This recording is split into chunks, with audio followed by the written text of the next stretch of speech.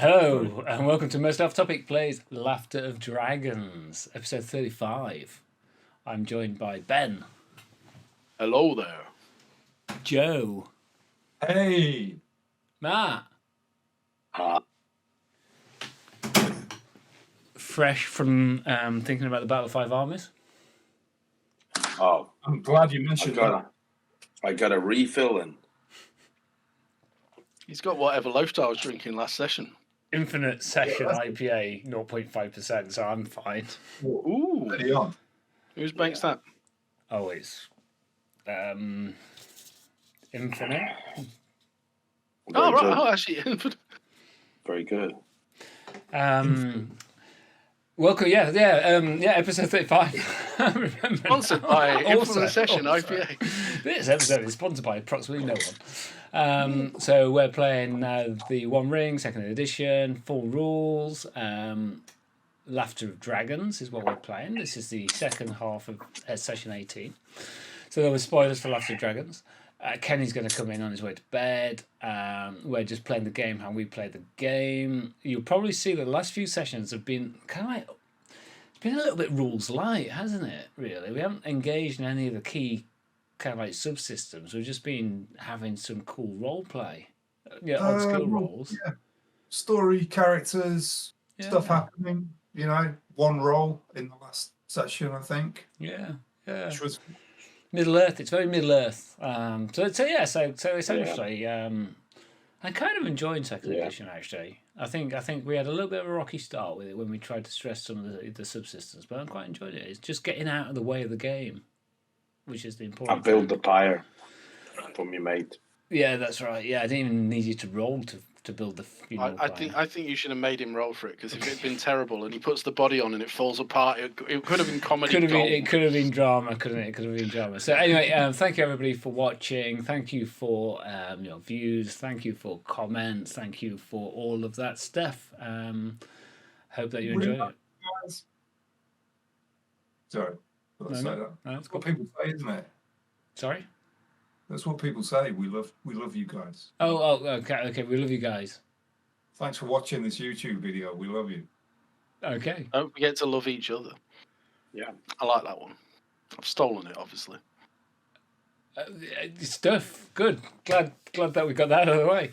What happened last time? Oh, I built the pyre. Just one. Loftar made a very nice pyre, and we burned Cauldron. Who was already dead? Let's just be clear. Yeah. For the first time ever, we burned someone who was already dead. He was very dead, so we did the right thing. Then we took some fresh air. Sirk had a chat with Lord Scarf, who is the Lord of the House of Breck, and that was good. And then we're in deep shit, basically. We thought we were here to fight a dragon. Turns out there's a dragon and a necromancer. A shade of necromancer. Yeah, it's a shade of a fallen necromancer. Former king, but which king, we do not know. And so Sirk's come up with a brilliant plan. Yeah, we're going to go talk to a dragon. It's surely not from Angwa, right? It couldn't be that one. Finish talking to it. Done. Talk to dragon. I'm pretty sure Sirk can bore a dragon. He'll fall into a stupor. Lower his defenses. Do you know what I was thinking our plan should be? You know the start of Return of the Jedi? I think it was the poster behind you, Ben, that's making me think. You know, they all rock up in disguise. Lando turns up. He's totally pretending to be a bounty hunter. Yeah, you can't tell who he is at all because he's got like two small horns in front of his face. I'm not familiar with that Tolkien position, so but it's a bit like that. Yeah. I think he might be there. Okay, so shall we start? So we Jabba's Palace this shit. Jabba's Palace. Plan A is Jabba's Palace. So, you are at the House of Breck. The main populace have headed off to bury Armad.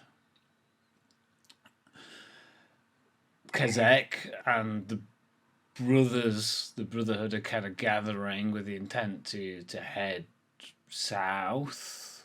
Kazek is determined to return Kuldrim's worldly possessions back to his family. There's a mighty tome worth of explanation of what has happened that is to be returned to Dane, though you have yet to decide how exactly you're going to get it to Dane. And there was an intention to through the post. Okay, there's an intention to recruit perhaps some of the more suitable members of the Brotherhood to your own posse. So shall we pick up there? Yep. So what's the plan? How are you going to pick up with those? So we're just mingling, I think, is the I'll idea. start assigning them jobs. Mingling. We're sowing the seed of heading north to put an end to this evil menace who turned Kuldrim to the Shadow, which seems like the way to, as the way in to kind of lever them out of their position. Also, we have Loftar and his amazing Matuk. Yeah, and the beer as well. Don't forget the beer. So we'll just beer talk them into pretty much anything. Well, are we king shillinging in them? Because we're doing the wake now, right? We've got to do the wake, right? That's true. Yeah, that's happening. So where's them humans? Where is them humans with our ale? Oh God, get right. Okay. Right, build another pyre. We've got another one for another dragon sickness kind of category. Yeah. So Torg has the distinct features of leadership and lordly, and Loftar has got fierce and proud. So you got the ability to you've got the ability to kind of appeal to these characters. Yeah. A lot of them are seeing the way that the wind's blowing and have decided that maybe life will be easier to the south. Sure. But there's a handful, 4, maybe 5, who are kind of like following you around a little bit and helping out and just kind of like reflecting their the glory of the leaders. They're the ones who want to be close to the leaders and to the top. We've not got the clever ones who are going south where it's safe. We've got the brown noses. We're just sycophantically following us around. That's fine. They're all just dragon fodder anyway. Oh, these are the courageous dwarves of the party. They're, we're better off without that dead weight. Well, I'm just. Go on, sorry. I was going to say I'm just making it blatantly clear that anyone who's kind of not with us is clearly so yeah, that's fine. You go back. It's the safe thing to do. It's the sensible thing to do. And obviously. You explain what it is you've been doing for the last 2 years and where you've been and what you've achieved for your clan when you return to it and your family and the honour that you've brought back to them. And of course, like if you want to come with us, I can find you a job. There's stuff for you to do. You don't necessarily have to be on the front line. I'm going to be the one who goes and talks to the dragon. Only the 3 of us are under orders from King Dane. Whoever chooses to ally with us does so of their own free will. But obviously they'll be acting in the will of the king. As a show of deference to the king and an interest in the greater good of Erebor. Those who return south do so for their own reasons. And they obviously, those who return south, we will be entrusting them to take word to the king to explain what it is we've gone on to do and that they obviously have returned with this word rather than coming with us. So there's 5, and it looks like there's 3 young dwarven men, 2 young dwarven women. The women kind of come across. We're in. Lif, this is Oda. We didn't really like what was happening here, if we're honest. We were gonna we were going to skip off. Anyway, I don't really know why we stayed, if we're honest, but we're in. We signed up to kind of fight evils of enemies of the kingdom. We're still in. And I sense that you are true-hearted, and you understand the danger that you will face. But you will not face it alone. We're ready to stand. And Oda steps. We are honoured that you will join us. Well, we're honoured for you to take us. Tell me of your skills. Well, we're warriors. Kind of like there's the three male dwarfs behind one of them. Yeah, that's right, warriors. And they turn around and look. Stop it, you Hepti. I'll shoot them a bit of a kind of stare. They kind of like look a little abashed and kind of like, stop. Speak to me of you carry what is it you carry at your side? Oh, got an axe. Well, that's a fine weapon. It looks reasonably old, actually. In a good way. Yeah, as in a like passed down the line way, as opposed to, geez, you're gonna use that, are you? Oda looks a little bit more shy than Lif. And she's the one with the heirloom axe. And for how long have you followed Cauldron? You must have seen some fights. Although I'm not sure Cauldron was keen on battle in his latter years. Well, I haven't seen much of Cauldron, Chicana says, but my grandpappy he taught me a lot. Your grandfather. Yeah, Donar. Donar. Yeah. You are Donar's granddaughter. She's like, you know him? We knew him well. We drank with him many times in the Golden Fleece. Golden Sheep. Yeah, Golden Sheep. Yeah. She kind of like He was responsible for his death. I mean, Hepti says, yeah, you and the rest of Dale. Well, we had many close evenings with Donar. Well, yeah, Grandpappy taught me how to use this thing. It was his, and she kind of like stares back at the boys, and they kind of like, do a bit of a fake. Ooh. Can I inspect the axe to see if I recognise anything of it, or if it's got some lineage that I can point out? She hands you the axe. It's a well-made, sturdy axe that's clearly been well looked after. You suspect it's not got all the bits that it originally came with. Trigger's broom. Yeah, but there's nothing special about it. There's no lineage associated to it, but it's a good, honest dwarven family's axe. So so read into that as you will. I'll still talk it up though. Yeah. Because I don't think the questioning their experience is going the best way, being as they were going, oh, what have you done? No, they haven't done anything for 2 years. So I will aim to sort of enthuse about the qualities of it and its potential, rather than. And a well-made weapon is much more useful in the hands of one who handles it well and with great spirit. I'm sure Loftar here can teach you some techniques that may prove useful should you need to use it. Yeah.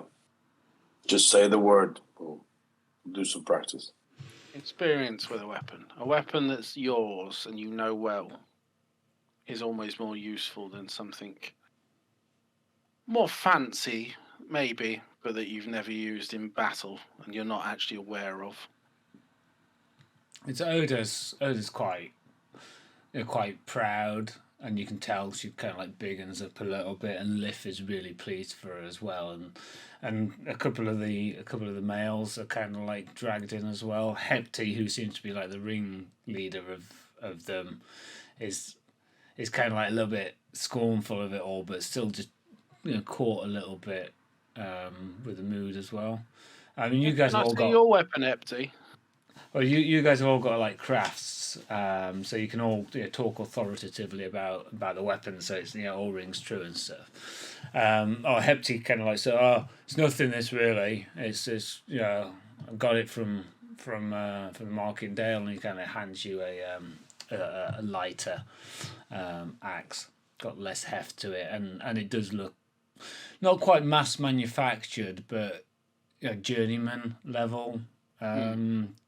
Armsmith, probably from one of the good smiths in Dale. Yeah, I'll draw my short sword. Yep. And be like, this has been in my family for. Well, it depends when you count as when it came in, but let's just say a long time. And as such, it has prestige with us. But when it was bought, and it wasn't made by my family, it was the same as this. But it was how it was used and the actions and effort that my ancestors and my forebears put into the wielding of it that added the lore and the story to it and gave it and made it what it is today. You have a great opportunity here. It's a fresh piece. You can start its story. And I'll hand it back to him. Thanks. He kind of says, and he's kind of like, all right. Tell me, Hepty, have you ever met King Dane? No. I've met him, but once. Twice. Twice, but once in truth, where we conversed as we're conversing now. It's kind of like, and he is, although he is a legend in the dwarves, he is, but like you and I are now. He is made of flesh, bone, and blood, and he too could have fallen at the Battle of Five Armies. But he did not. It is his deeds that made him into the legend that he is today. It's dwarves like him that will lead dwarf kind forward and make us a people again. I see. I haven't really done much with my life. Family, mum and dad, just farmers. I want to do something. I want to do something more than just raise crops. I thought we were going to be doing something, but we didn't.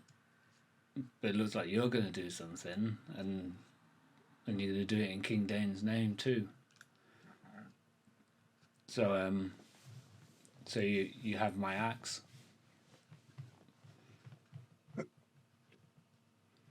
And that is all we could ask for. We will do something. Let us go forth now and talk to this dragon and then kill it. Step 1, talk to dragon. Step 2, kill dragon. Step 3, run away. Go home. I have peripherals now. Yeah, basically. Okay. So you got 5 there. You've got Oda, who is the granddaughter of No. Donar, Donar. of the Golden Sheaf / Death. And then you've got Lif, who's kind of like with her. And then you've got three kind of like lads. Hepti, who's really just a little bit self-conscious, to be perfectly honest. And then Burin and Nar. And they prove themselves to be kind of like, able and willing in terms of getting the prep work. They follow instructions reasonably well. They don't idle. They kind of like crack on with what with what you ask them to do. Reasonably capable in doing all of that kind of stuff. So what is the plan now? As the day has kind of like dawned, you can see that the smoke rising from the withered heath. There is a column where the kind of like smoke seems to rise and then drift and disperse across the sky as it kind of drifts down from the north side.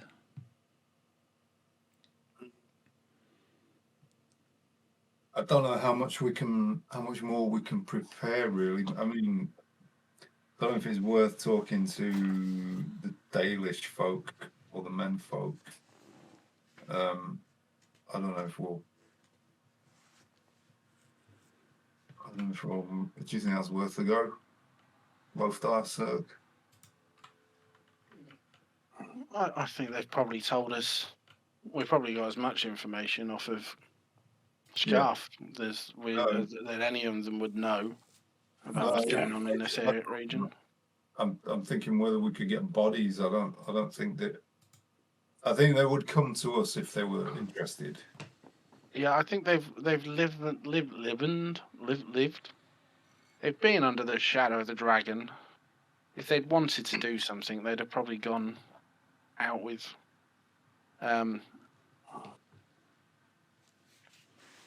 Cauldron's men. The first time they went, completely forgot his name. He's dead to me.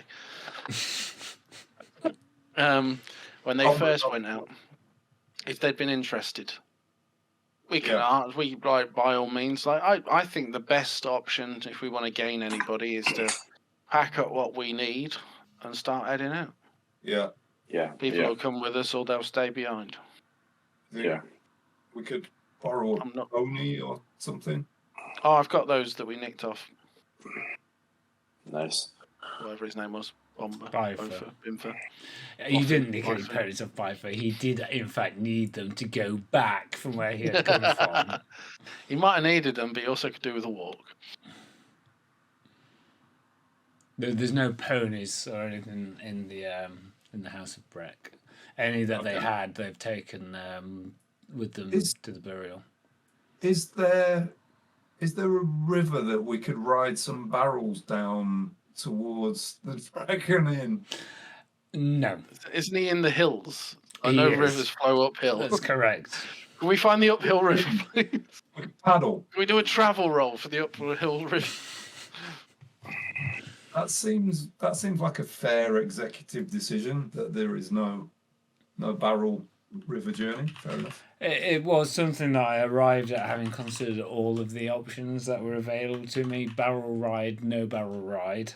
Can I invoke Willful to make the river flow in the other direction? There isn't a river for you to try Willful on. You're not fishing for advancement points here, guys. There's generally no point in trying to get traits invoked. Can we dig a river? I was just trying to willfully make the river change. You've got a matic from the first stage. You can dig a river. Fine. Great. Cool. Good stuff.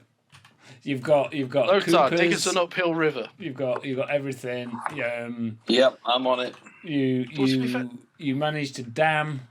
You managed to get an Egyptian president. You dam it. It's all good. Can we use a series of lock gates in order to be able to move uphill on water? You could, if in fact there were any water, 2 enough wood for the lock gates, and 3 sufficient time before the dragon comes down and fucking incinerates you twats for these ideas. That's true. I think that seems fair. I think we should just set off on foot then in that case. Yeah, maybe let's do that. presented with the options, Yes, having considered all the available options. but no barrel or incineration. That's Can right. we put the barrels on their side and utilise them as some form of cart? Got monster truck wheels on every car. If you want, I mean, make a craft roll. No, it's fine. We don't need to travel in barrels. We can. Do we have just we head out with 5 dwarves? 20, great success. So you've built yourself a monster truck. I will wait several thousand years to invent an engine. Yes, that's the problem. Okay, so yeah, you got 5 dwarves. And whatever Sirk was able to defraud from the ordered sheets and whatever has fallen. Yeah, you've got provisions and right. you know, all that. Oh, we are of well stuff. stocked. Yeah, and you've got sufficient dwarves to be carrying a lot of stuff with you and such like. Good. Is there anything? I didn't really check what Kazakh took from Coldroom's belongings, but before he left, is there anything in the ashes that stands out? Poke through his dead body. Teeth. Like a ring, maybe like a ring. That's no inscriptions. No. Yeah. There's a ring where the lettering slowly fades from the fire. Just checking. Yeah. We should have audited Kazakh. Yeah, no, we need to put it on the lessons learned report because we clearly would have. He would have made with some stuff, perhaps. Yeah, that's. From what we're aware of, though, they hadn't actually found anything here to make it. That's why part of the reason they were living off it. There wasn't any treasure to be had, was there? Aside from Elstan's shield, and we don't think they've nicked that yet. Although I expect to find his corpse somewhere on the road to the dragon. As far as we know, yeah. And 4 dwarves with a shield between them. Coming back. I like how we want to do a charity dragon slaying, as opposed to treasure. So, but yeah, It's not for charity. This is buying someone's seat on the council. Oh yeah. You're also getting rewarded with like treasure. Yeah, you've just got a magic mattock out of it. This isn't pro bono. And you are also getting. It was in me. It was in me family for generations. It's rewritten the history of it already. The thing that I just got. Special delivery. I think we're about to start a journey. God, anyone remember how we do journeys? I can remember how we do journeys. Yes, page 108 of the proper rules. Excellent. Thank you very much. Just checking, there was some discussion of whether we were going to do a fellowship. Yes. phase. So you've got a couple of options. So you can either spend a bit more time, like say maybe a week or so, preparing yourself and have a fellowship phase. The downside of that is that if Elstan is out in the wild, then it's possibly not going to make it. I think we're in the moment, aren't we? We've been in the moment for weeks trying to get out of this place already until the murdering happened. We go, don't we? The after supplies have had to been conditioned because they'd gone off by the time that we actually settled. Do we just want to leave? I would have thought so.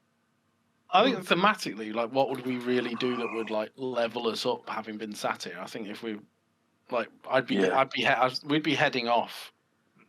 Yeah, I this think isn't it's time to stop and think about things, is it? I'm less bothered about it now that the fellowship pool refreshes every session. Yeah. Whereas before it was kind of it felt like there was more tied to the rate of progress, and certainly the fellowship pool refreshing in a fellowship phase kind of meant, well, you just need to have fellowship phrases more frequently, whereas now it's you're going to accumulate the same level of experience at the same rate, it's just when you're able to pay it off kind of thing. So can we do that then? Can we have a short rest that allows us to take fellowship points. So yes, so you can so with fellowship pool points, if you've spent hope that you want to refresh from the pool, you can do that when any rest. So you've got the option to do it in a short rest or a prolonged rest. Should we do it now? Yeah, so that's fine. Yeah. Okay. So if anybody wants to recover hope from the pool, so there's 4. So I'm thinking. I mean, Loftar, you've spent quite a few.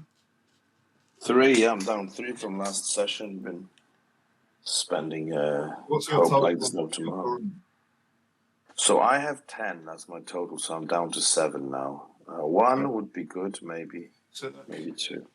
I have 10 as my total, and I'm at 9. I do have 5 shadow points. So my total is 12. I'm down to 7, but I'm not.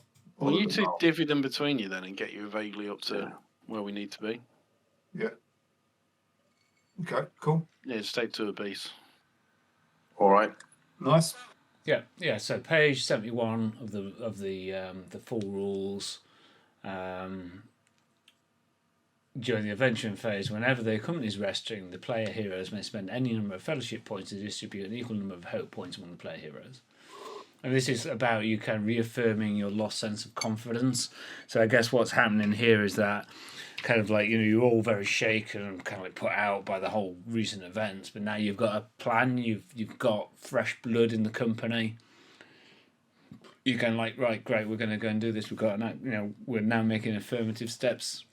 So whilst it's daunting that you're heading out into the wastes, and daunting that you're going to slay a dragon, you've got purpose and you've got confidence in your skills, and you've got fresh blood that reaffirmed your purpose. Hence, you kind of got the hope back. I'm going to point out that the other 2 really should wash that fresh blood off them. It's got a bit crusty now. Okay. And I will say that the properly bookmarked PDF is incredibly bloody important. Thank you very much for Free League for doing that, because it makes everything easier. So journeys, which is page 108 of the rule set then. So let's just cover this off then. Okay. So kind of similar to first edition journey rules, really.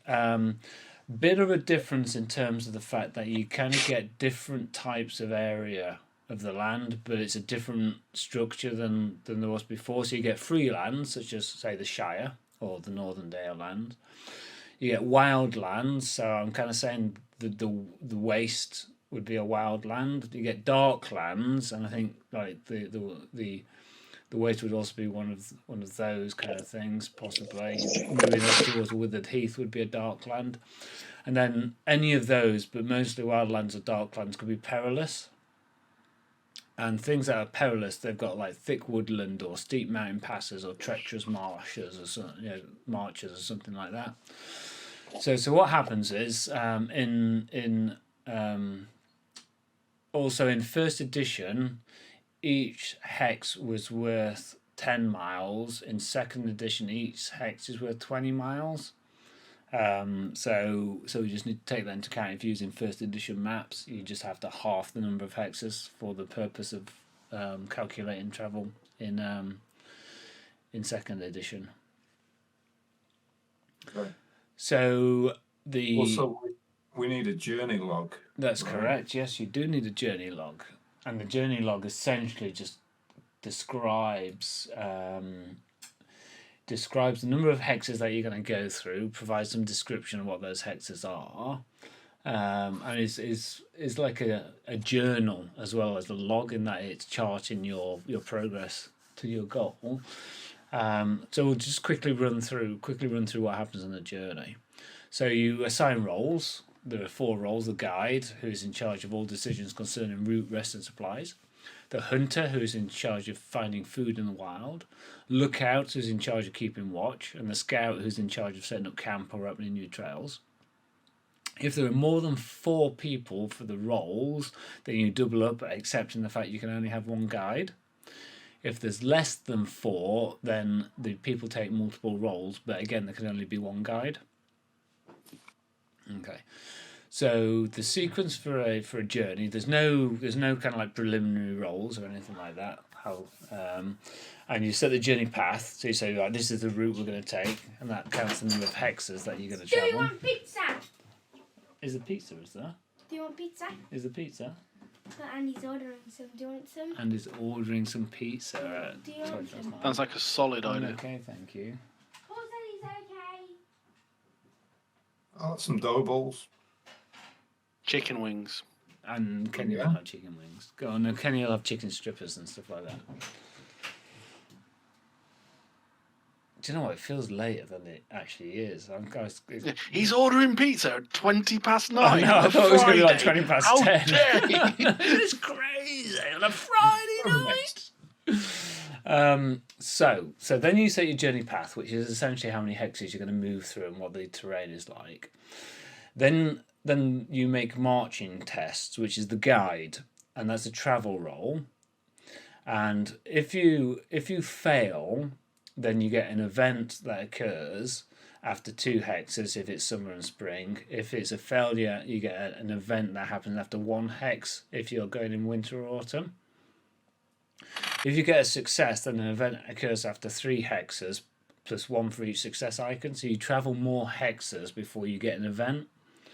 And then what happens is once the event resolves itself, then the guide makes another marching test to see how many hexes you progress before you get to your next event. Okay. Once you Nice. Sorry, okay. Once you've made once you've travelled through the marching tests as many hexes as there are, then the journey ends essentially, and you're set to reach your new destination, which technically is when there's a scene that occurs at the end of the journey. So you accumulate fatigue and you log those on the journey log.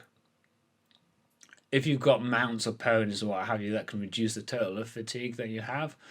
And at the end of the journey, every player hero makes a travel roll, and then you reduce the total amount of fatigue that you've had in the journey by 1 for each success, plus 1 for every tenguar that you roll.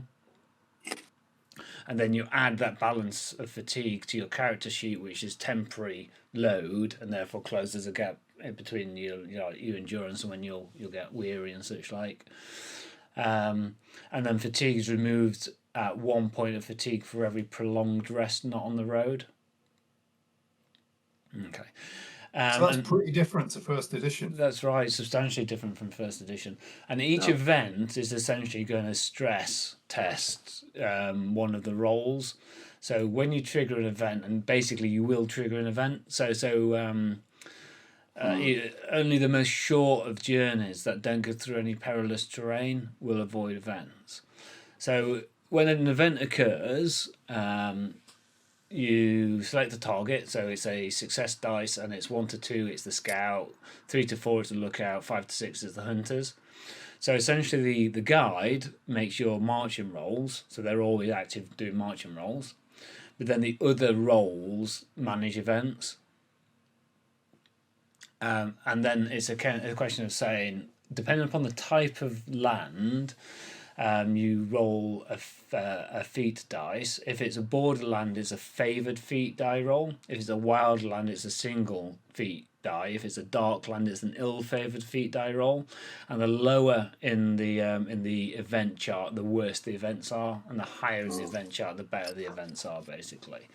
And every event is going to give you some fatigue. But more or less fatigue, and depending upon what it is and such like. So it's a pretty standard event table, but the idea, I imagine, will be that different supplements will release specific event tables for their region to add flavour in, and then Lord Masters will be encouraged to create their own event tables and such like. Joyful sight, a terrible misfortune. Yeah. So It's much more adventure driven. There's much more like feeling of, oh shit, this could go bad. Yeah, that's right. You can fail to get somewhere. Yeah, and you're going to get fatigue. You don't avoid fatigue, and the travel roll then. So if you've got a good travel, then it just means that you are more refreshed when you get to the end, kind of thing, and the fatigue has less impact upon you. But because you don't accumulate fatigue throughout the journey, you push it to the travelogue and then it happens at the end, the fatigue doesn't affect. It's like the events.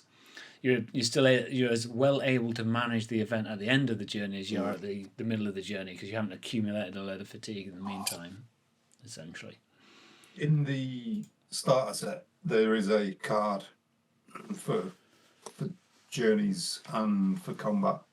Yeah, the Which- little rolls, isn't it? Or visual reminder of what your role is and what the associated skill is.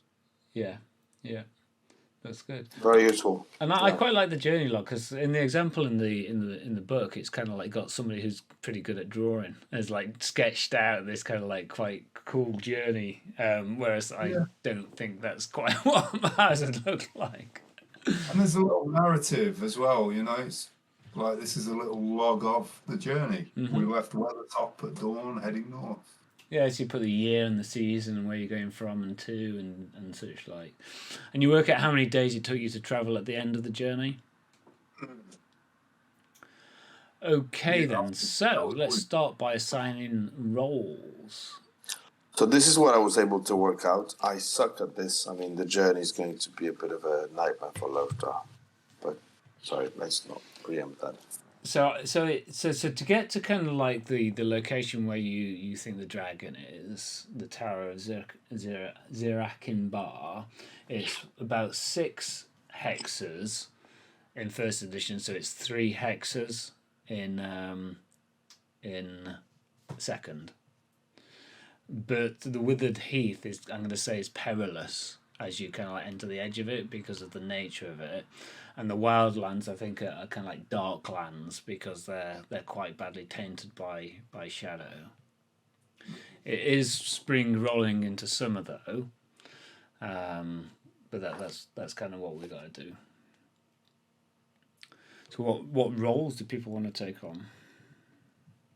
I think the only one I can be is a guide. It will be a shitty guide, but it won't be a really, really bad scout or a hunter or whatever.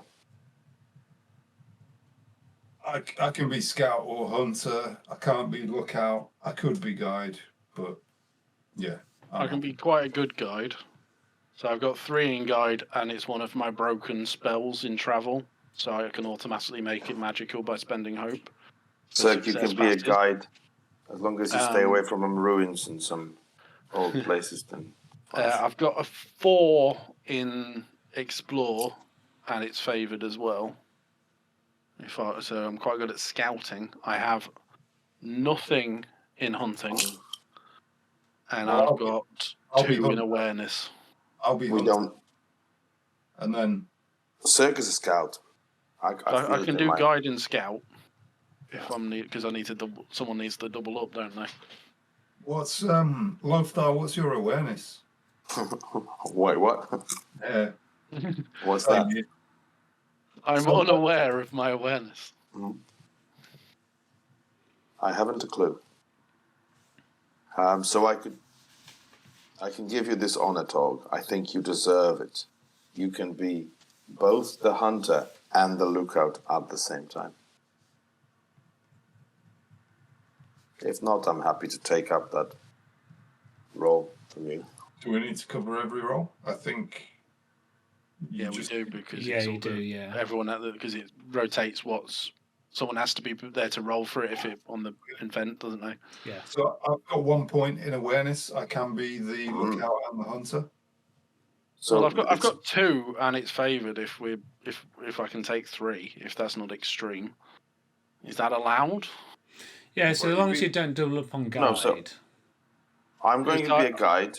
Torg I is can- going to be a scout, and then you can be a lookout. No, sorry, Torg's going to be a hunter, and then you're going to be scout and a lookout, right?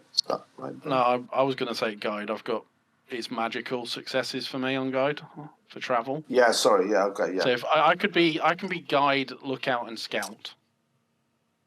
I can just hold your beer then. That's. I think job, I'd rather yes. everybody has at least 1 role. Yeah. I can be. Loftar can be scout, right? Loftar, your scout. Sirk, Yeah. your lookout, and I'm Yeah. hunter. I'll be amazing scout. Sounds Okay. good. Everything can So, pass me. Everything so can Sirk, pass me. you're the guide. Torg, you're the hunter lookout, and Loftar, you're the scout. No. So Torg is the hunter, Sirk is the guide and lookout, and Loftar is the scout. Okay, cool. I was scouting so well that I had a look at the map. You know, the maps that came with the new second edition, not the alpha one, and realized I couldn't find our location in Eriador. So I then I just gave up. And thought, What have you well, got in that- Explore? That'll be because we Zero. are. You've got near nothing in Explore either. Erebor, not area door. So you've got nothing in Explore and nothing in Awareness. No. What have you got in Hunting? Still. Nothing. Oh, fuck. So, I suppose it's as short as it is long what we want to fail on then. I can scan. You know, I can No, well, scan. you be the lookout, because if we're going to fail on something, it might as well, like, I'll take Scout, because my Explore's 4, so we've got a chance to pass the Explore tests. Yeah. So we're going to fail whichever one we give you potentially. Pretty so much, if we give you, we'll get right. So I'll be Scout and Guide. Yeah. Torg Hunter, Loftar. I think that's the best. Yeah. Yeah. Okay. So Sirk, scout guide. Torg, hunter. Loftar, dead anchor. Drag I'm anchor holding over, the beer. the, Eyes I'm holding closed, the beer. lookout. over the fellowship. Asleep program. on watch. What is your awareness, Loftar? What's your awareness? Still One. the same as it was. No. That's He's got generous. nothing in any of them. Oh, do you have to have a roll? Yeah. I'm ruling that I can has to hold have a your roll. beer, that's what I can do, irrespective of that's- what the rules may say, I'm saying that Yeah, that's why we'll make him a lookout. About the NPCs, I think there's they I seem to technically remember- have no skills. right. Okay. So I I'm an don't NPC then, I guess, for this exercise. But for travel, you're an NPC. I think to make a party in the new rules, we'd make sure it'd be like, all right, you take something in this, I'll take something in this, you take something in this, and you'd balance your party that way, making characters in that fashion going on the new system. I just want to say the way I was brought up is to take part in battles like the Battle of the Five Armies, and that's what Yeah, but matters. from the sounds of it, you didn't know. You were facing the other way, and the Battle of the Five Armies was happening behind you, and you didn't have a clue. I was just being pointed in the right direction, and I was getting ready with the Just battle. wind him up and let him go. Yeah. That's right. God knows how much friendly fire happened. And that's why he didn't realise he was using his family's heirloom until it got delivered to him. It was so Excellent. I completely- remember this. I lost it at the Battle of the Five Armies. Hang on. Cheers. Completely. I'm running out of stuff to drink. Okay, good stuff then. Right, so whilst kind of Got a journey log. you got the Nice. journey log. Yeah, I've done a journey log. Yeah. Good stuff.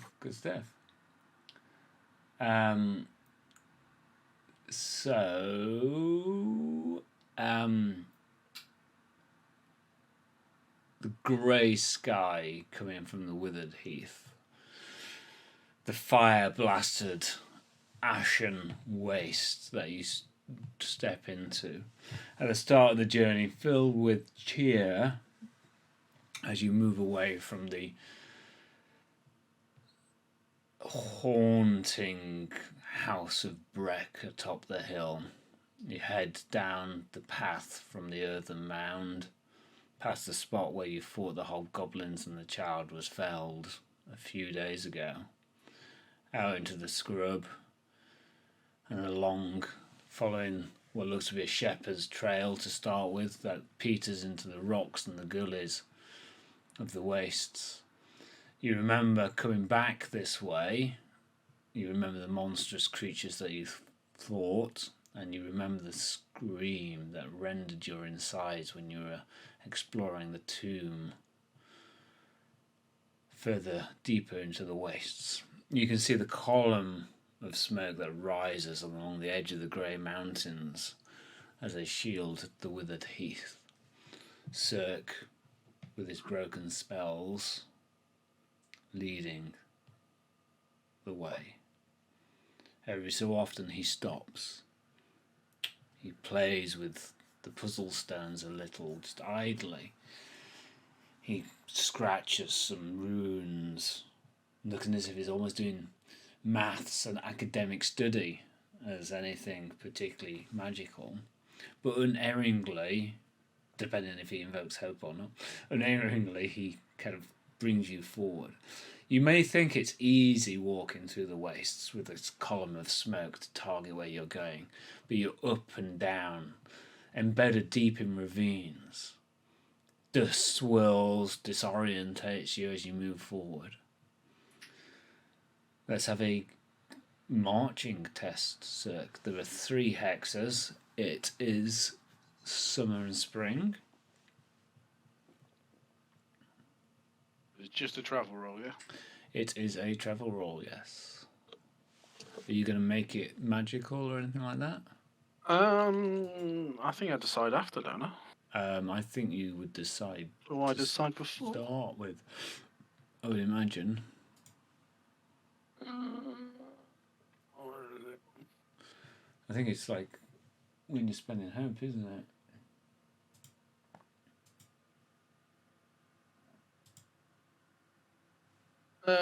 Blah, blah, blah, blah, blah. Before a skill roll. Yeah, page 21. Player heroes possessing a magical talent or artifact can spend 1 point of hope before a skill roll to achieve a magic success. I will spend it. Yeah, okay. So what you do then is you turn the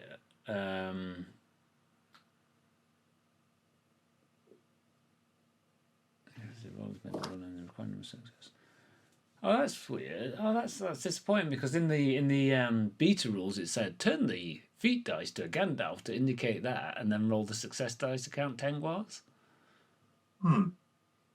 Yeah, that would be nice. Yeah, so do that. Screw it, we're going to do that. So so you want to roll your success dice. You still roll the success dice, but it doesn't say turn the feat dice to Gandalf. Well, presumably, it's favoured, so I get 2 feat dice. Oh no, but it doesn't make any difference because all you're doing is So essentially, it automatically makes it a Gandalf. Yes, that's right. So you've automatically succeeded. It's clearly a magical success, so it's not something that you could have come about with. And then you roll the feat dice because you could get Tengwars that you then spend or that improve the quality of the success and so on. No, just 10. Okay, so you passed. So you won't get an event until such time as you get to the edge of the withered heath. So do you want to narrate the broken spells and how that looks? Yeah. And I'm actually going to get like at the items and stuff at some point. I'm going to get a map book. I've decided, kind of like a book where I've been drawing all the maps. Yeah. But similar to what you said, it's not. It's more a formula for working out the right route of like observing the landscape, looking for what's involved, and then looking kind of using the spell element is delving into kind of an understanding of the land that dwarves have. It's like almost a communing with the actual earth to be checking the path that's ahead of me, rather than I'm not like it's magic and an arrow appears. It's more confirming what I know and kind of being given an indication of kind of, well, no, actually that bit of ledge is a bit perilous because the earth tells me that it's unsafe. Yeah, okay. So born from stone with the dwarves, and that connection back to the material from which you have breathed life allows you to understand and to see the strata of rock and the winds that have etched away at them to unerringly guide yourself through with little in the way of event or I like to think that it was something that we once heard clearly, and now it's more of a kind of a confirmation of a question rather than an actual kind of an answer, if that makes sense. Yeah. It's more a feeling you get. Yeah. If it had been the original style, when our magic was strong, the Yeah. Earth would have told us the route and maybe even shaped its way for us. Yeah, I understand. Okay. So it takes you around about I can't remember how many days. It takes you a few days to kind of like move through the wastes. Conversation dies a little. Oda is the most positive of the group. Hepti pulls his own. There are reasons why he's quite a confident, kind of like cocky dwarf, and he's got some capabilities to back that up. And he shows within this group that he has got some leadership and that he's willing to take on the load of Burin, who's the weakest of them physically. So they distribute it a little bit amongst themselves. There's a burgeoning friendship between Hepti and Oda. Kind of as you're making and breaking camp and the weather starts to get quite wet, there's some storm breaks out. One of the things that Sirk guides you around is what was a dry riverbed very quickly becomes a raging torrent as the rainwaters wash through. And as you're kind of like making and breaking camp, Loftar kind of like trains and drills the other dwarves. Very basic kind of team-based combat. They'd already had a level of training from Kuldrim, and you'd already trained some of these 3 years ago, perhaps, in the commons of Dale, and when you were spent a fellowship phase over the winter with them. So you pick that up, fairly quickly as you're kind of like moving through. And Hepti comes and talks with Torg every so often, kind of like asks why decisions are being made and gain some insight into taking on responsibility. But ever the ravaged land, the cold, the shadow is around you. And then you start the ascent upwards. The peaks are mostly ragged stone, natural stone, just reaching upwards. Ravines and sheets of rock kind of coming down. It's quite difficult here, so it gets perilous, and that will trigger an event. So let's just do this. So I roll a.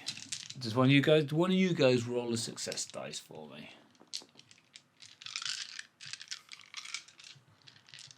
Roll a success dice. Yeah. Go on, Matt. A success then. Okay. Got 5. 5. Okay, so that's going to target the hunter, which is Torg. Sorry, dog. So. I'm ready. So you're in a dark land, so I'm going to make this ill-favoured.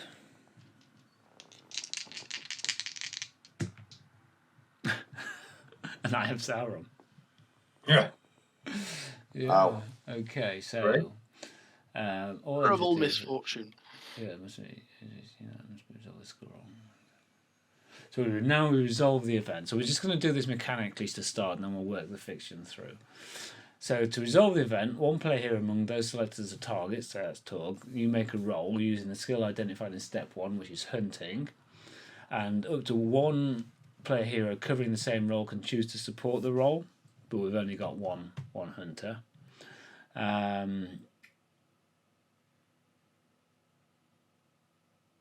It's in hard terrain, so you lose the dice. So you make a hunting roll, and it's the still consequence creepy. would be the target is wounded if you fail, and everybody's going to get 3 fatigue points. Okay.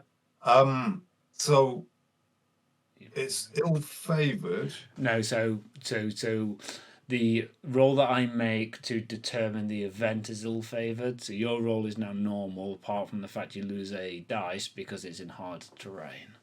Okay, so Do you think I could support his hunting? You can't support because one, you don't have any dots in it. You can only support in a role that you've got dots in, and secondly, you weren't chosen as that role. It's okay. It's going to be okay. I've got 1 success die and 1 feat die. I have wary. Torg is wary. It used to be willful. So I would agree with the fact that you could invoke wariness to become inspired. So I'll do that. Yeah. And I'll spend a point of hope. So you get 2 extra success dice. Plus 2. Yeah. So Good stuff. I like it. So this is a hunting roll. So this is you warily, carefully, kind of like going off and hunting, and we'll decide what the nature of the event is shortly. Okay. So let's see. I think the feat die might have saved me. Yeah, possibly not actually. Oh no. So 14. my target number is 14.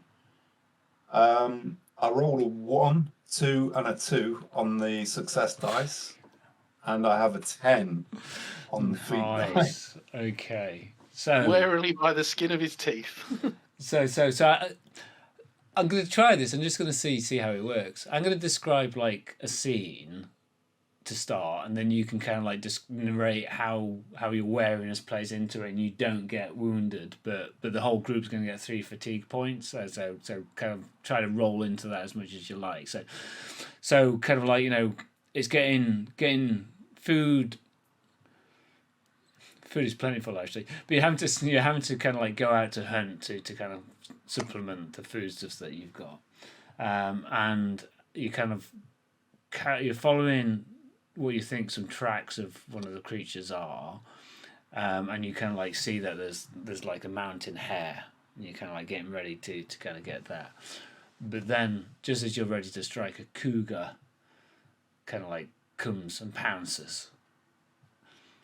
So clearly that would be dangerous if it was to be able to strike at you. So you kind of describe how that all plays out such that you don't get wounded. Okay.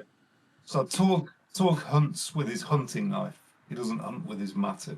He has a hunting knife that he carries. That's how he learned to hunt. So he's crouched down as low to the ground as he can be.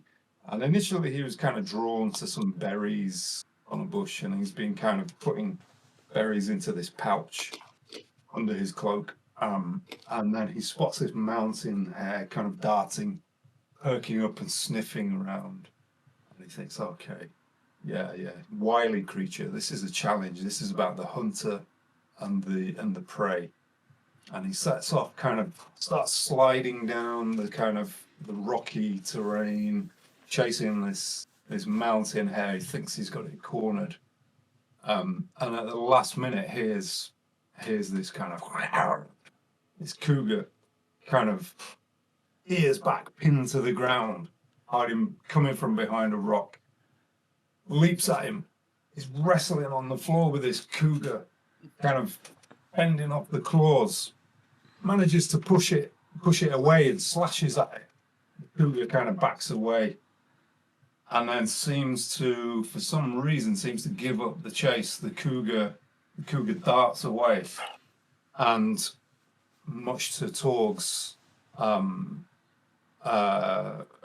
relief, the party is kind of scrambling down the rocks, sliding through the rubble, kind of shouting, shooing the animal away, scaring it, bellowing to make it dash.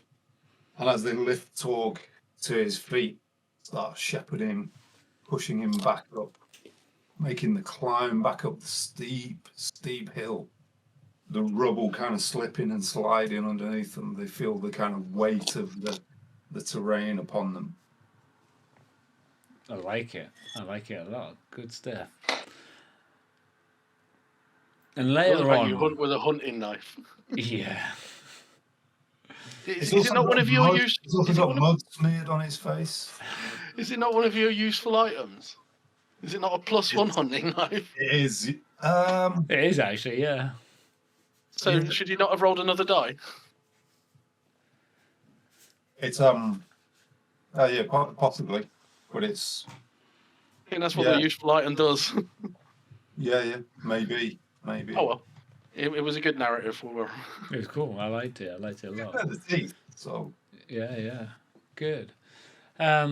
So you managed to kind of like you've got. There's no more hunting rolls. Kind of like no more marching rolls because your success kind of like carried you to there. But you triggered the event because you moved into the perilous stuff, and everybody stops at that point and triggers an event anyway.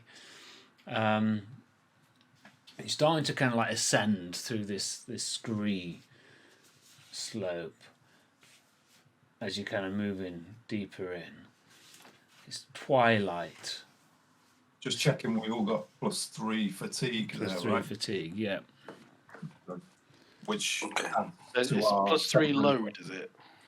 No, so you resolve that at the end of the journey. All right. So Oh, that goes on the travel. It goes on rather the than- travel, yeah. all right. So we Yeah, don't have it sorry. yet. No, you don't get it yet. And then at the end of the journey, It's you'll roll. just a +3 then. Yeah, so at the end of the journey, you'll roll travel, and then you reduce that 3 fatigue points by every success that you get. Essentially, you reduce it by 1 for success, then 1 for every tenguar that you get, and then the balance goes on as increased load, and then drops off after every safe location, prolonged rest that you get. So you can imagine if you're on a really long journey, that can start to accumulate, and then when you get to your location, you kind of like, oh, I might want to have a long rest now, but whatever. It's up to what you do. So it's twilight. The rocky ravines gathered around. The dust billowing up. There's no stars. There's no moonlight. You're keeping the fire low. Taking turns on lookout. Loftar, eagle-eyed, if eagles were blind as fuck, looking out. Silhouette against the darkness of the night is a tall, well-built figure. I am Ushgash, it says. Burnt orc. You all reach for your weapons. You come to kill the dragon. I want to see him dead too. We have common cause, you and I. There's a distance between you and the orc. Has a wicked-looking sword by its side. In the moonlight, in the twilight, in the dull, you can see one side of its face is burned, almost melted to the bone. But it stands proud. There's a lidless eye symbol on its chest. To kill an orc or not to kill an orc? I can guide you to the watchtower. I can get you past the patrols of Haklak. I can bring you by unseen paths to the dragon's very doorstep. I won't murder you in your sleep. And I won't bring you into a trap. I swear by the name of the Dark Lord Sauron.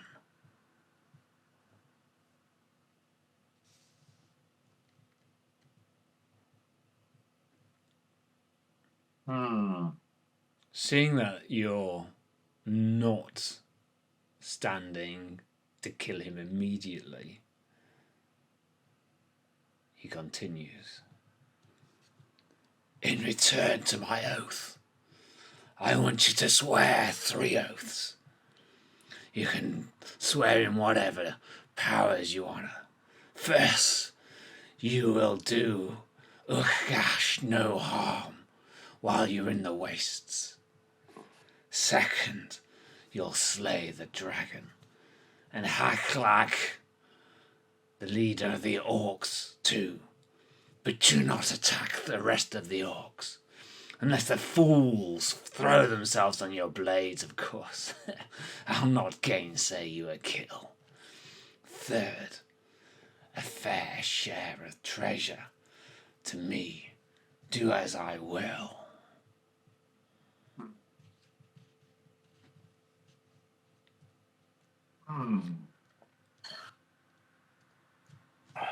In Loftar, in first edition, Torg and Loftar both had old hatred Yeah. of orcs. It's all good now, apparently. Loftar still has Praise enemy God. lore orcs. He knows. This means he knows all about them. Yeah. Doesn't Yeah. hate them. He loves them. So what's stopping us killing you now? Why would we believe what you have to say? Just having a game with him, I guess. Exchange won't hurt. Don't believe me there.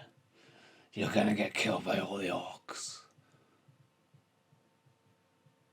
I'll find another way. So from what you said, you want to be the leader of the orc band. That you want the It's leader my killed orc by us. band. I brought them down to the south. They just thought that it was easier to sit with the dragon rather than going to serve the Lord, our master. They didn't want to go through the forest or through the Dale lands, the people's land. We've got to head south. Haklak and the dragon, they are not my master. They're not who I swear my allegiance to. So they can die, and then I'll lead my people to where we should be. This I'm He's torn. coughing because he's got burns. And his Let's ask him throat's more full. questions. No, it's. I mean, I'm torn. I mean, I don't see a reason why we would get into bed with orc. Why are we even? I'm not asking for a bit of the old reach around, Loftar. I don't see how this benefits us either way. Yeah. I can guide you around. I can take you the secret paths. I don't think we can be seen with an orc. I mean, there's even if it were just three of us. But by the way, we're sort of using our own secret message, WhatsApp group type of thing. Yeah, right, okay. So you all stood there with all your phones jingling away whilst he's actually there. Okay, fair It's like enough. the drone. Put his drone up. Would an insight or use of insight be of any use in this moment? Well, what, to check whether you think that Ukagash is leading to a trap, is being honest? Just to get an overall sense of his Yep. his intent. Yep. I mean, so you can do an insight, if you want. Can I use Yeah. my magic stones to interpret his words? To see if he's if I think he's talking false or in riddles. Okay, so so there's two options here. Okay, so you can use riddle to try to piece if there's any riddles there, or kind of like insight to establish the truth. In fact, you could do both. You can do separate. These are separate actions. That's fine. So yeah, so if you want to do a riddle roll, then that's cool. Sirk. If you want to do an insight roll, then that's okay as well. Torg. shall I do insight first, and then Sirk can follow up with some riddling? I wasn't actually going to ask him out loud, so my riddle, in a sense, was going to be to puzzle out from what I got off of the information that Scarf had given me, and see if it tallied with what he was telling me, and to see if it kind of rang true for the information is what I was looking to, like, as if the information tied up rather than if he was speaking in truth or a lie kind of thing. Yeah. I understand. Yeah. I think that makes more sense. Just thinking of Torg's background, I don't think he... Would he believe him regardless kind of thing? No, I don't think it's got value, Torg, trying to reason with the law. Yeah, okay. So do you want to make the riddle roll? Yeah, so I get 2 dice, and when making the roll, it allows the hero to achieve a magical success. Does that mean like spend a hope again? Yeah. Yeah, I agree with you, Torg.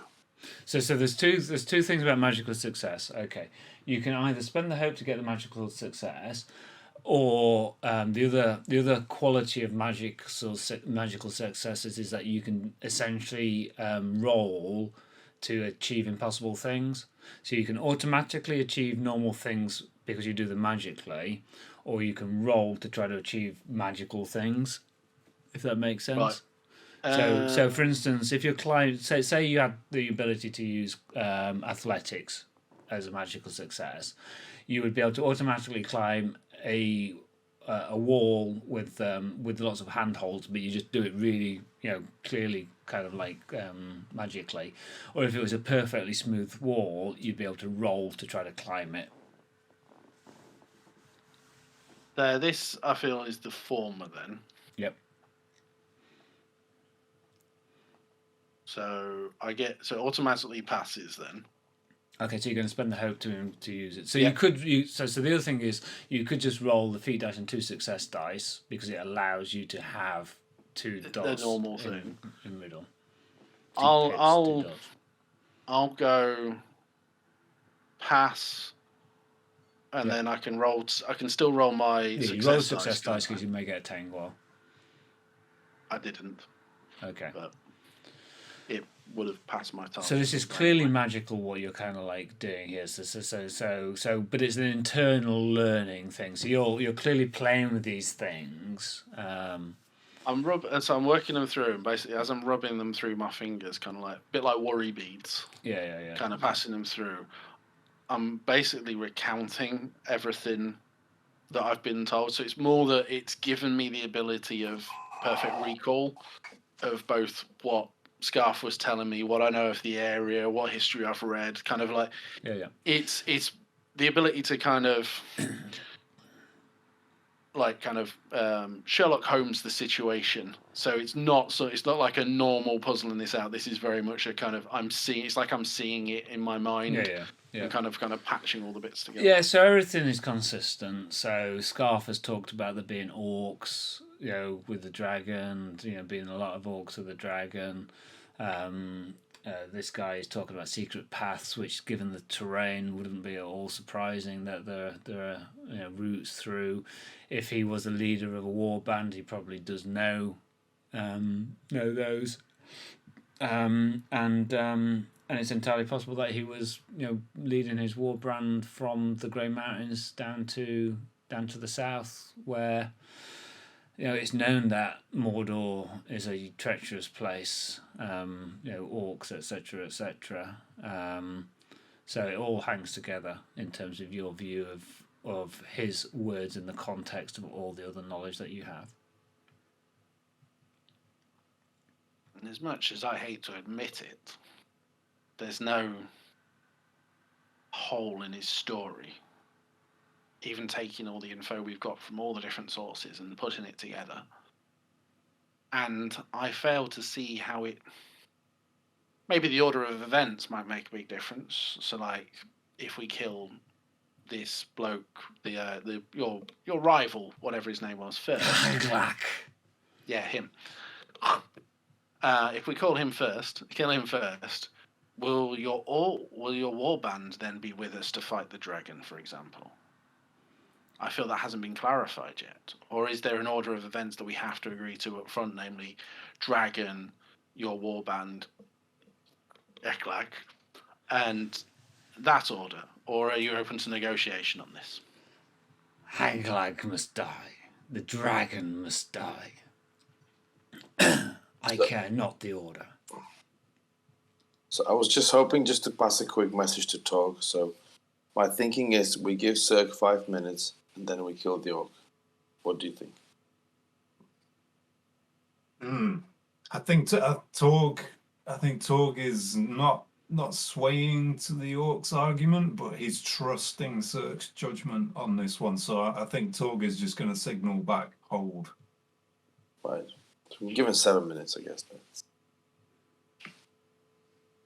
I think, and I'll turn back to Buren, Hepti, Nar, Lif, and Oda are all kind of like trying to quickly understand this situation that's got too many layers and too much going on, and to a certain extent it's like, why the fuck haven't we killed this thing already?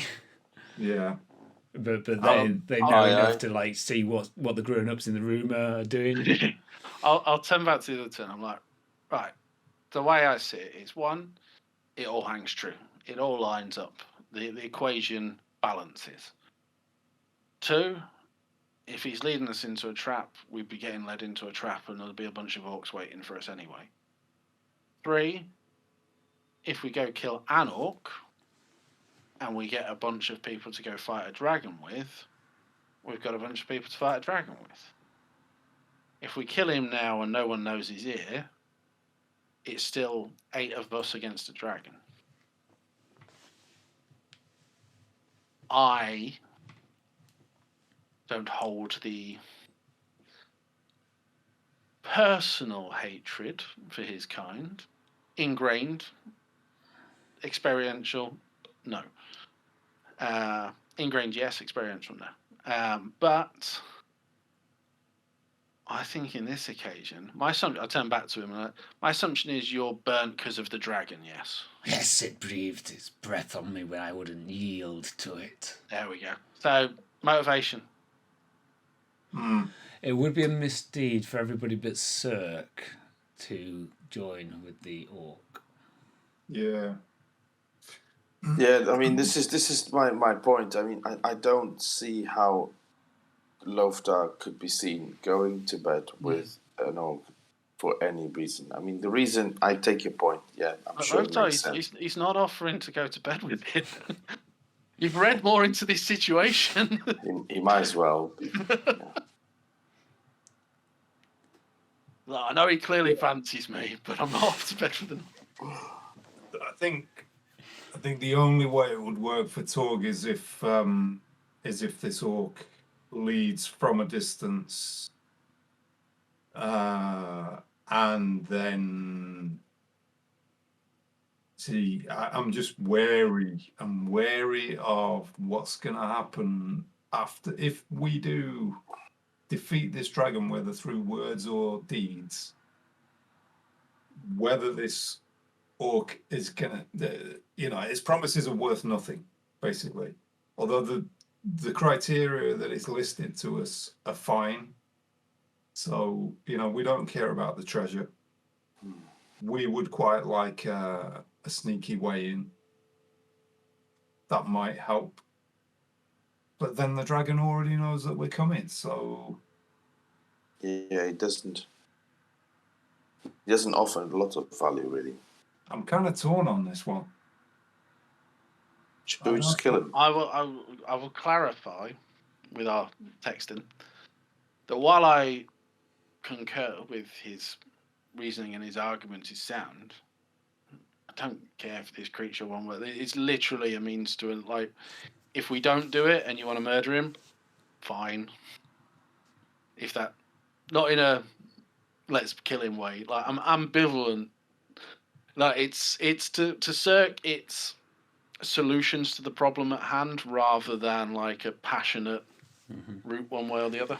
Twilight is moving into darkness, by the way. It's a little bit harder to find the shape and to see him. Now you can hear his kind of like breathing a little bit, but you suspect by the time you close the distance to try to hit him, given that none of you got any ranged weapons, he's possibly gone. He clearly chose to meet you at this spot, so... Okay. Well, look, let's... Torg wants to trust Sirk's judgment on this one.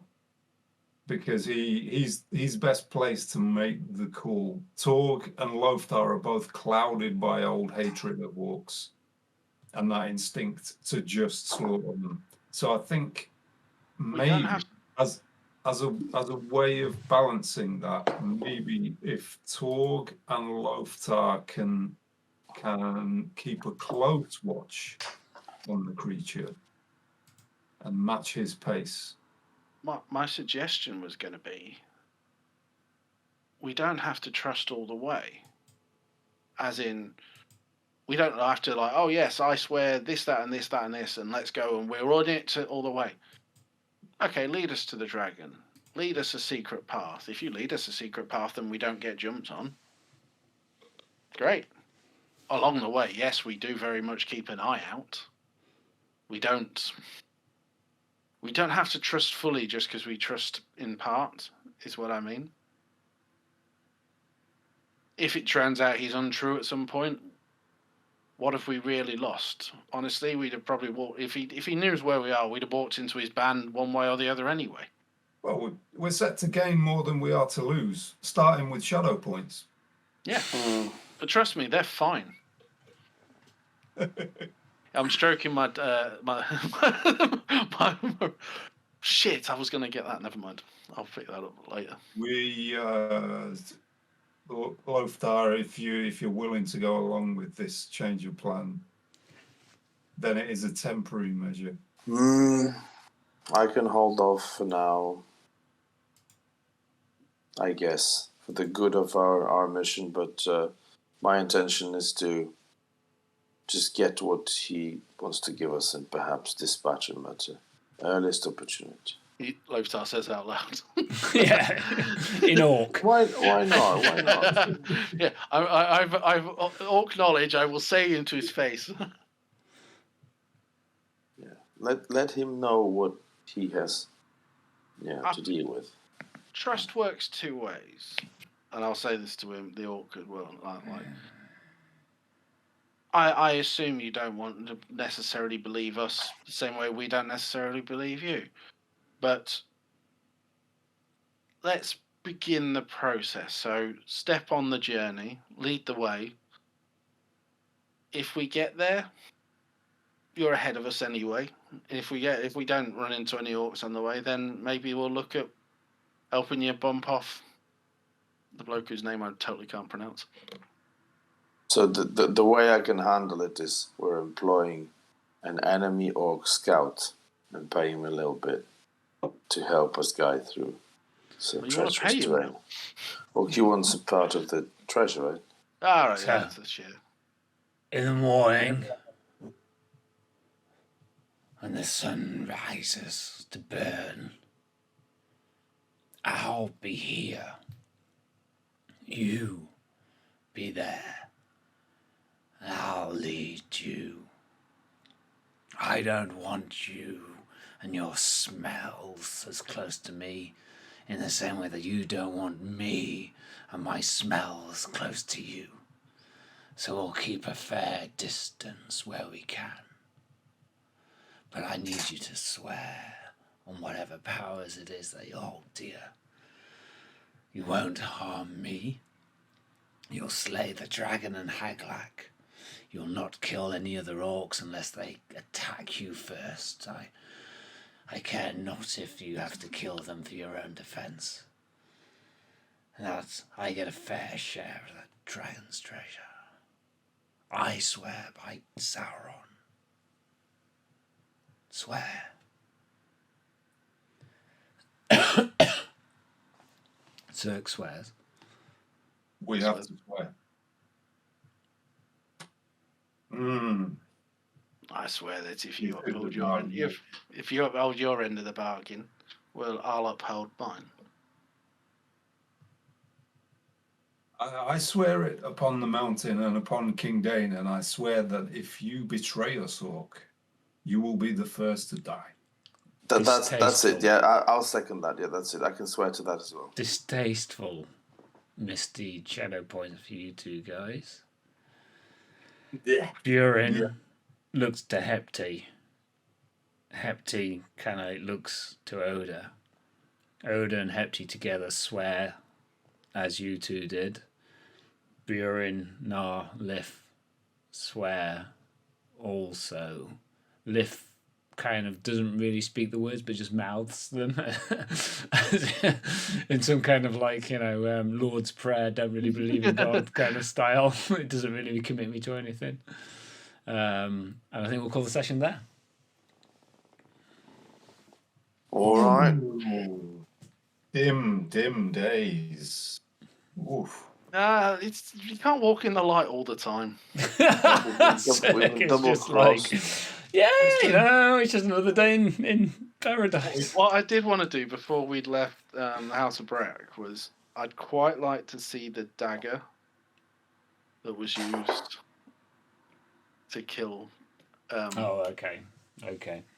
It was taken by the men of Brack, and you don't know where it went after that. Right.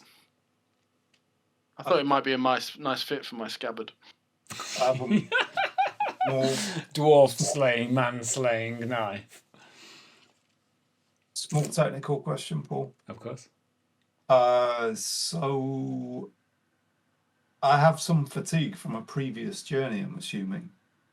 Oh, okay, so that will have worn itself off when you were in Brack. Cool. Because you had many nights of prolonged rest there. Yeah. I thought so. So any prior fatigue will have zeroed itself off. Nice. Yeah, we just need to kind of keep on top of that stuff. But then it is a new system. No, it's a new addition to the system. Okay, cool. So everybody gets experience. You get the 3 experience and the 3 experience. I can't remember what they're called. Skill points. Skill points. So you would be on wherever you carried forward plus 12 of each kind. Yeah.